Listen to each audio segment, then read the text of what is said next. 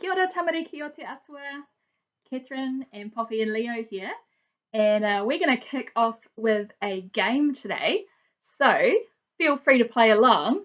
You probably know the game. It's called Simon Says. So the game is says or says? I don't know, says. Okay, Simon Says. Now the game play is that you have to do whatever Simon says and don't do anything that Simon hasn't said. Does that make sense? I think you know how to play. Anyway, let's give it a go. Okay, here we go. Simon says, stand up. Simon says, put your hands on your head. Simon says, touch your nose.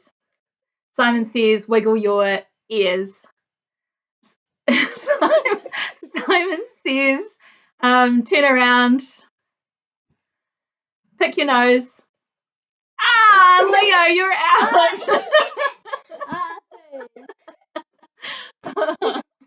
All right, Poppy's still in, and maybe some people at home are still in. All right, Simon says, do a boogie. Simon says, sit down. Simon says, stand up. Simon says, jog on the spot. Simon says, cross your arms. Simon says, turn around. Simon says, hands on your head. And sit down. Oh, you're good. Okay. Simon says, do the floss. Simon says, stop flossing. That's just weird. Okay. And touch your nose. Oh, Poppy's too good. I can't get her out. All right, we're going to stop Simon Says there. If you are still in the game, well done. Wait, if you enjoyed Simon Says, you can keep playing that with your whānau. Okay, so the reason I started off today with that game is that the focus of today's video is something called the Greatest Commandment.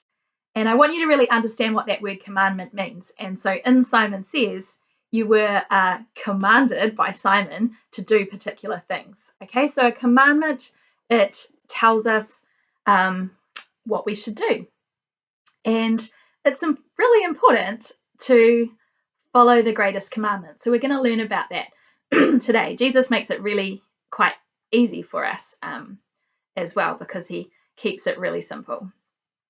So you may have also noticed that Poppy's doing a little bit of art in the background, and I'll just explain the reason for that.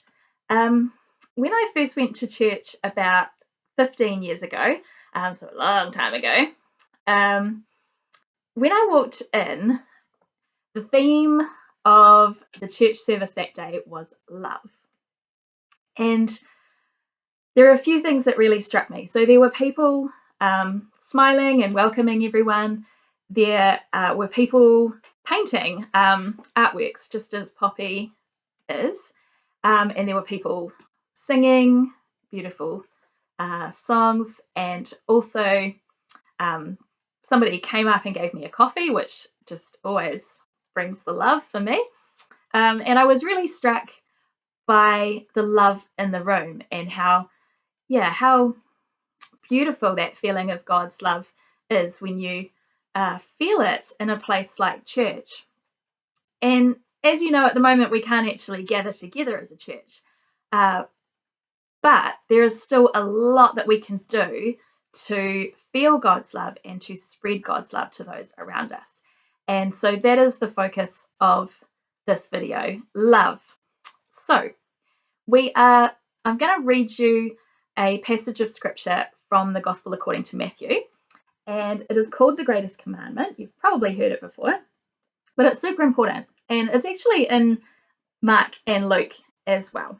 Okay, so here we go. So it's Matthew 22:34 to 40. The scribes ask, which is the first commandment of all? But when the Pharisees heard that he had silenced the Sadducees, they gathered together. Then one of them, a lawyer, asked him a question, testing him and saying, "Teacher, which is the great commandment in the law?" Jesus said to him, "You shall love the Lord your God with all your heart, with all your soul, and with all your mind. This is the first and great commandment. And the second is like it. You shall love your neighbor as yourself. On these two commandments hang all the law and the prophets." Okay, so in this scripture passage, Jesus is instructing us, he's commanding us to love God and to love our neighbor as ourselves. And he doesn't mean just the people who live next door to us, okay? So our neighbor means everybody, all other people really, okay?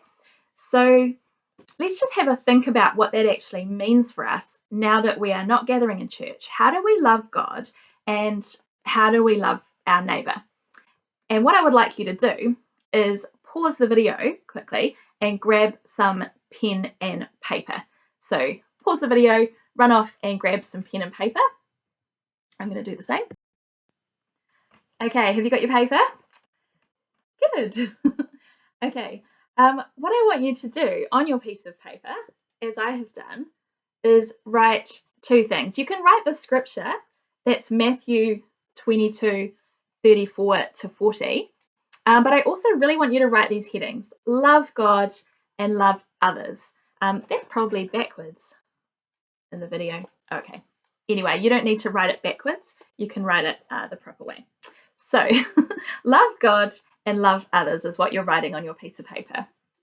And then I want you to actually take a minute to write down how you can love God and how you can love others, especially during this time when we are not able to gather as a church community. How can you show your love for God and how can you love others? So pause the video now and write down some ideas.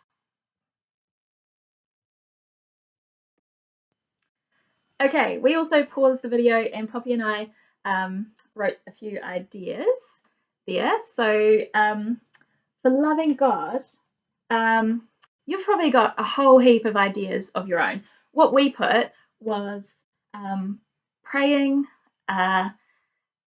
viewing these Tamariki videos, reading the Bible, creating art that's an expression of your faith, and you may even like to get quite creative with your art and go and collect some of these beautiful leaves which have been falling and make some love artwork, maybe make the leaves into a heart. So there's a little craft challenge that you could work on after this lesson. Okay, be grateful and tell God that you are grateful in your prayers. So worship, you can Google things like Hillsong Kids and play worship music. Megan posted a beautiful song in the last Tamariki video, so definitely listening and singing along to that worship music. Also, looking after God's creation is a great way to love God. And if you watched Dave's Tamariki video, then you could make a bird feeder and look after the birds in your garden. Poppy and Leo made one, and the Waxeyes have been absolutely loving the food in our bird feeder. Okay, so love others, be kind. This is a time when we really need to be being kind to each other, even our siblings, but especially our parents and caregivers. Follow the rules, stay safe, help my family, support local businesses, make food for people. You can probably think of a whole ton of ideas for how you can love others and spread the love of Jesus at this time. So my challenge to you, Tamariki, is how can you live out that commandment from Jesus to love God and love others at this time? So think about what you are doing and how you can help follow that commandment. I hope that you have a really blessed week and that you feel God's love in everything that you do. See ya.